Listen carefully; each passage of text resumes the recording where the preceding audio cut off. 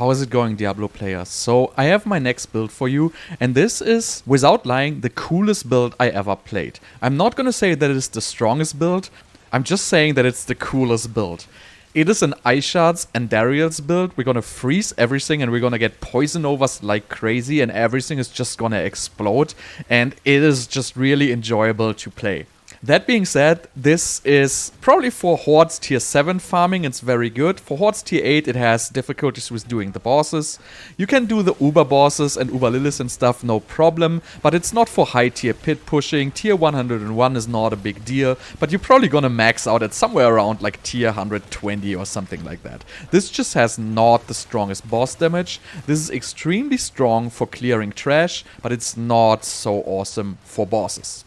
However, I have seen ticks upwards of 1.1 billion on the Andariel's dot damage. It's a little bit hard to see because it's hidden behind all the other numbers, but I'm highlighting it for you in the footage here right now. For this build, I want to highlight a couple of synergies we are having here. So we're gonna have the Andariel's Visage, which gives us life on hit, and that combined with the Temerity gives us basically infinite barrier. This is the first synergy I want to highlight.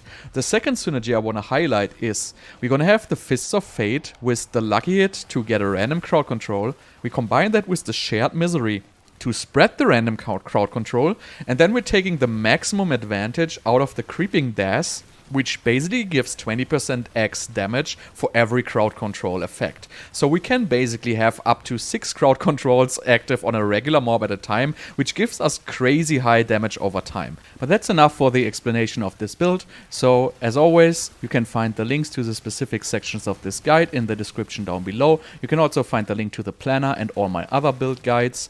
And at the end of this video, I have a tier 7 Hordes, a tier 8 Hordes, a tier 101 Pit, and we have Uber Lilith and Uber Durel. And as always, without further ado, now let's go into the skill tree. For the skill tree, we put 2 into Firebolt, we're not using this anyway. Then we put 1 into Ice Shards, into Enhanced Ice Shards, into Greater Ice Shards. We really don't care about Ice Shards damage in this build, we really only scale the Andariel's damage. And we also don't care about the Vulnerable here, this is gonna be taken care of our Lightning Spears, no problem. Then we put 1 into Potent Warding, since we don't really need any mana or whatever. This just gives you a little bit of extra max res for the skills we are using here. It's not really so important, honestly. And then we put 2 into Teleport, 1 into Enhanced Teleport, 1 into Shimmering Teleport. Then we go for Ice Armor into Mystical Ice Armor here for the extra damage to Frozen. In this build, mobs are going to be frozen all the time. We max out Glass Cannon, and we put 1 into Elemental Attunement. We really don't need anything else here. We have so much lucky hit, it's just going to be fine.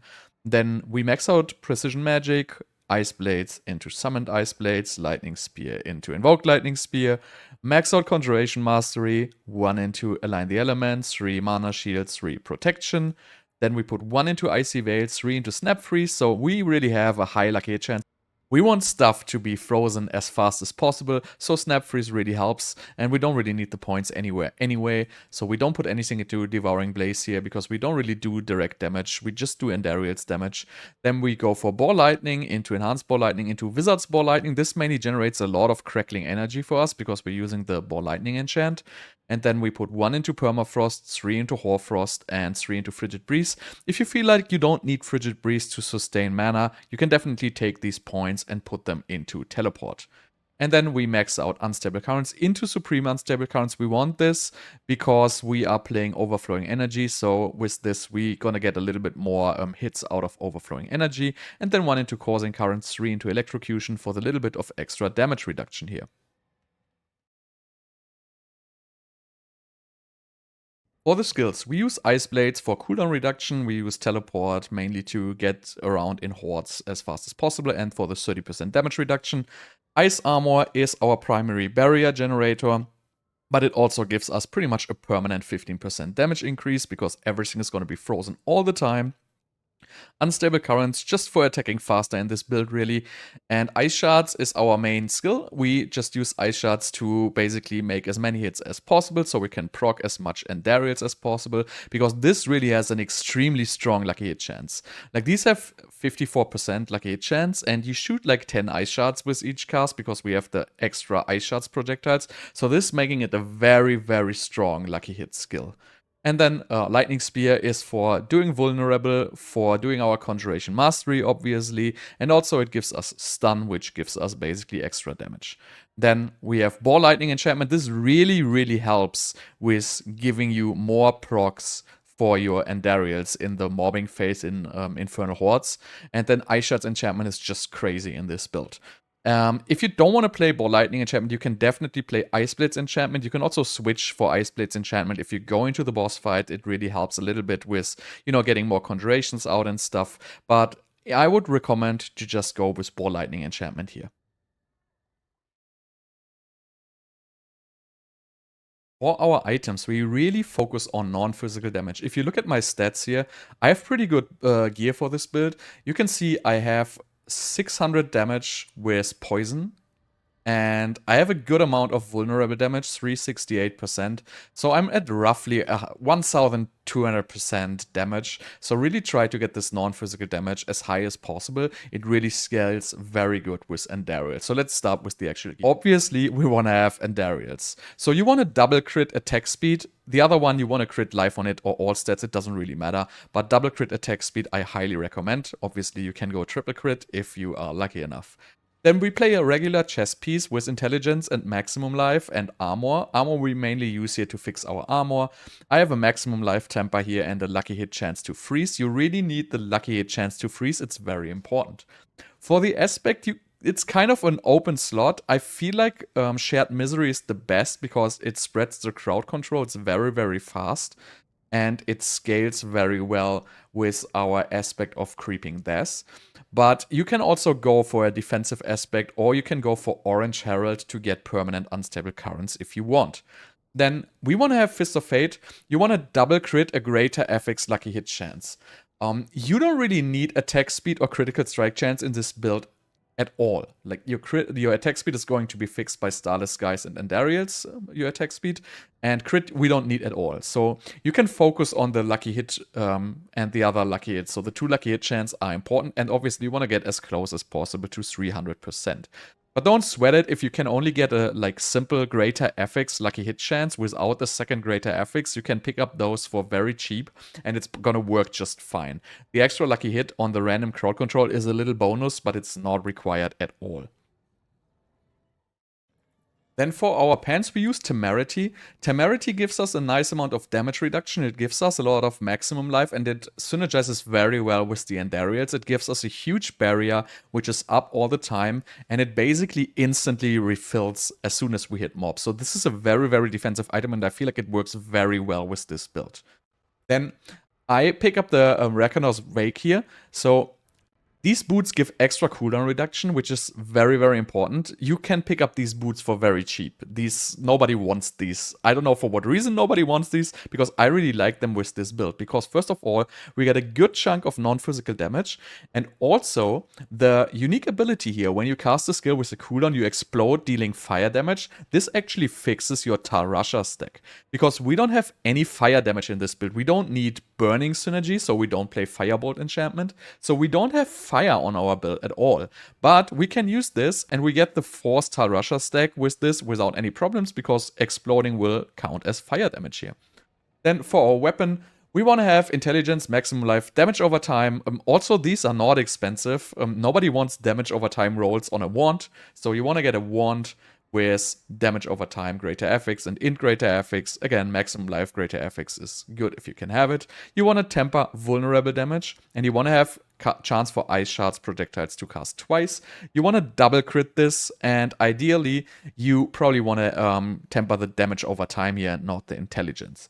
For our aspect, we go for piercing cold. This is pretty much required for an ice shards build, and we put vulnerable damage on, since it's a little bit stronger than damage over time for the gem.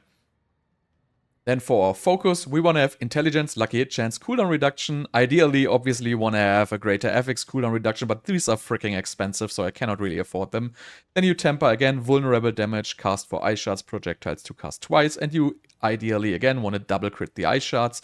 And now this is one choice you can make. So I have Creeping Dash on here, which it really synergizes very well with the random crowd control from the Fist of Fate and the spread from the Shared Misery. But you can also put Shredding Blades. It's going to give you more council damage.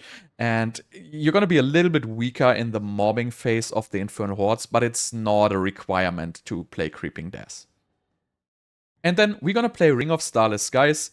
We only care about lucky hit chance, so ideally, again, triple crit lucky hit chance if you want.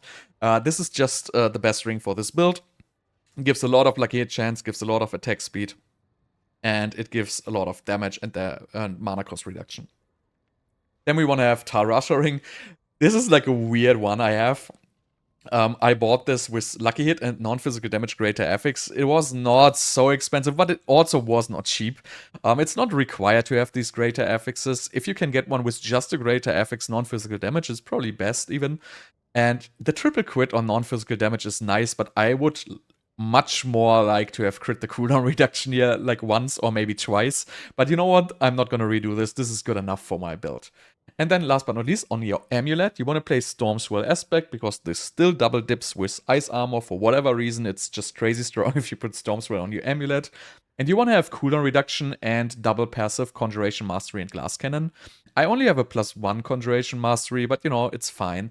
And you want to, again, temper vulnerable damage, and you want to temper Unstable Currents cooldown. I have Lightning Spear cooldown, and I'm scared to retemper this because I really don't have the resources anymore. But Unstable Currents cooldown is going to be way better. I don't have 100% uptime on Unstable Currents because I'm missing the Unstable Currents cooldown temper. If you put like, you know, 23, 25% Unstable Currents cooldown reduction on this amulet, you're going to have perma Unstable Currents just through the overflowing energy.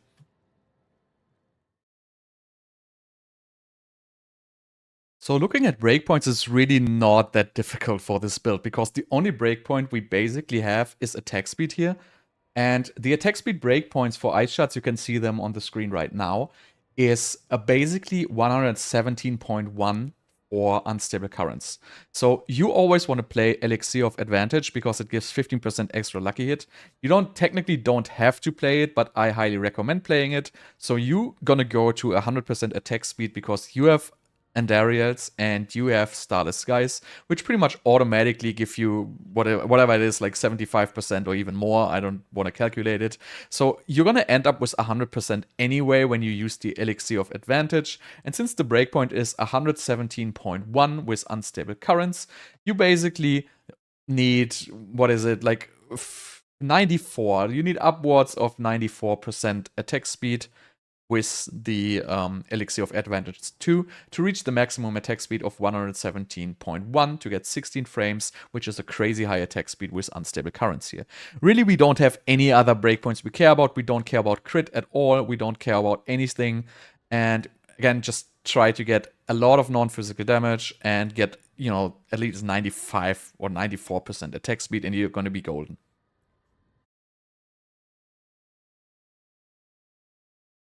For the Paragon, in this build, our focus is clearly on non-physical damage. So we go into our first board, get Tactician to get the non-physical damage bonus and the 10%.